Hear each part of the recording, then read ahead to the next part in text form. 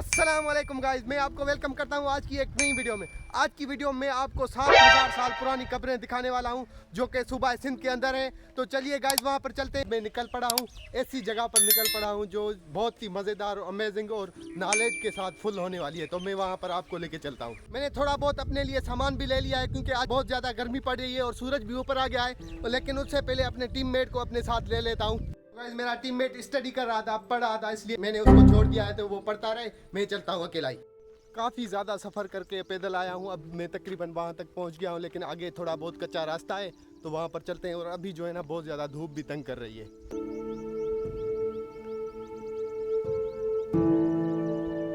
अब मैं क्या करता हूँ कि यहाँ पर बहुत ज़्यादा धूप पड़ रही है ना, तो अपने बैग से निकाल कर सामान वो सर पर बांधता हूँ। ये धूप से मेरा बचाव हो जाएगा। इस बैग में इतना ज़्यादा सामान नहीं है, बस थोड़ा बहुत मैंने पानी पीने का ले लिया है और ये शर्ट ढांपने के लिए जो है ना ये चीज़ ले लिए। अब मैं क्या करता हूँ कि इसको खोल दिया। अब इसको ऐसे सर के ऊपर रखूँगा। ये जो है ना हमारा देसी जुगाड़ू जो होता है ना, कैंपिंग कैप बोलते हैं, वो है। और ये खजूर का है, खजूर की लकड़ी है। तो ये इस तरह से यहाँ पर रख कर इस तरह से मैं ऊपर कर दूँगा। तो अब जो है ना ये मुझे कवर कर देगा, धूप से भी मुझे बचाएगा और डायरेक्ट जो मेरी आँखों पर रोशनी पड़ रही है उसे भी बचाएगा। तो अब ये काम सही हो गया। अब चलते हैं आगे।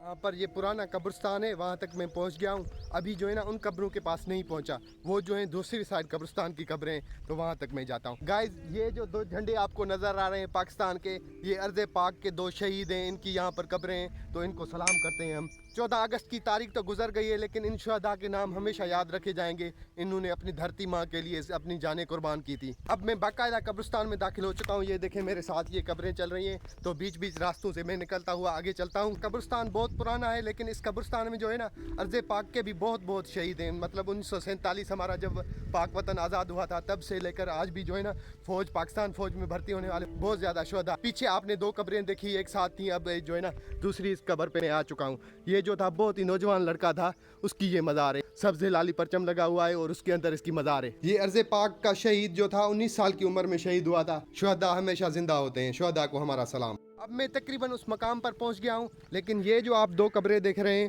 एक ये कब्र है, दूसरी ये कब्र है, ये दोनों जो है ना मोहम्मद बिन कासिम के साथ जो आए थे उनकी कब्रें, ऐसा कहा जाता है। यहाँ उससे पहले जो मुसलमान आते थे यहाँ पर जंगें वगैरह, यहाँ जिहाद करने जो आते थे, उनकी ये कब्रें हैं। लेकिन जो 7000 साल पुरानी कब्रें बताई जाती हैं वो दूसरी हैं। उनकी भी जो बनावट है इनकी तरह है, लेकिन इनसे थोड़ी मुख्तलिफ हैं, वो कुछ बड़ी हैं, तो इस हिसाब से वो कब्रें हैं। तो अब उनकी तरफ आपको लेके चलते हैं।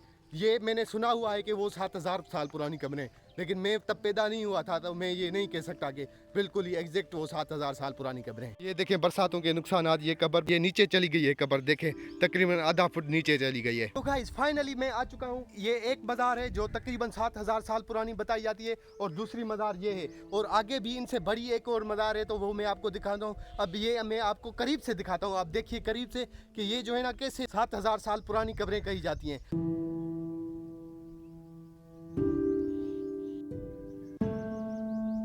आप देख सकते हैं ये मेरी हाइट की कब्र है, तो ये मतलब पुराने दौर में भी इतनी बड़ी कब्रें बनाया करते थे। ये जो सबसे बड़ी कब्र और पुरानी है, इसमें देखे ना कहीं से भी सीमेंट वगैरह कुछ भी इस्तेमाल नहीं हुआ। इसमें पक्की हुई ईंटें हैं और उसके अलावा मिट्टी के तह दिए हुए हैं। जैसे सीढ़ी नहीं होती तो मतलब इस जगह पर डाका, फिर इस पर ऐसे ऐसे ये बनाई हुई है, इंक्लाइंड प्लेन जो कहते हैं, लेकिन इसमें जो है ना थोड़े बहुत ऊंची नीची हैं, तो ये इस तरह की बनी हुई है। अब दूसरी कब्रें आप देखिए। अब ये कब्र देखें, ये भी उसी तरह की बनी हुई है, लेकिन उससे छोटी है। इसकी जो दूसरी तरफ वो है वो इससे भी छोटी है। एक ही तर्ज पर मुख्तलिफ कब्रें बनी हुई हैं। और आगे चलते हैं, और आगे जो है ना एक कब्र के बारे में कहा जाता है कि उसमें इन लोगों का खजाना पड़ा था। ये कब्र देखें, ये अब बिल्कुल ही ऊपर से ज़बून हालत में, और जो मैं सबसे बड़ी कब्र बोल रहा था वो ये देखें कितनी ज़्यादा मोटी है। वो जो पहले मैंने आपको बड़ी कब्र दिखाई उससे ये तकरीबन 1.5 गुना बड़ी है। ये देखें ये दूसरी कब्रें, ये जो है ना बिल्कुल उससे भी ज़बून हालत में। और इस कब्र के बारे में बोला जाता है कि आज से तकरीबन 50-60 साल पहले यहाँ से किसी ने ये खोली थी। खोलने की वजह से यहाँ पर इस साइड से बर्तन निकला था।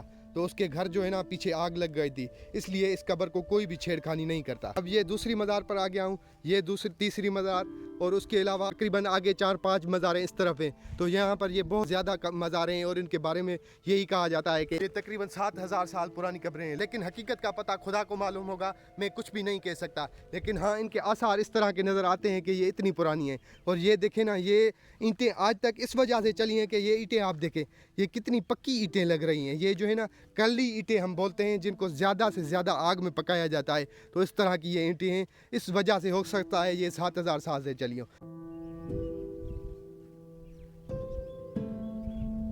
यहाँ से चलता हूँ आगे। अब आगे मुझे पैदल जाना है घर की तरफ, तो मैं अब चलता हूँ आहिस्ता आहिस्ता से वहाँ तक जाता हूँ।